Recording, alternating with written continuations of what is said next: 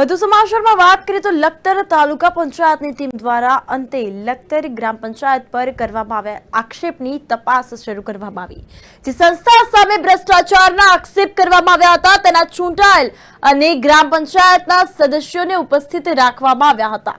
તો લખતર ગ્રામ પંચાયત દ્વારા છેલ્લા 2 વર્ષમાં કરવામાં આવેલ તમામ કામોમાં ભ્રષ્ટાચાર કરાયાના આક્ષેપ કરવામાં આવી રહ્યા હતા।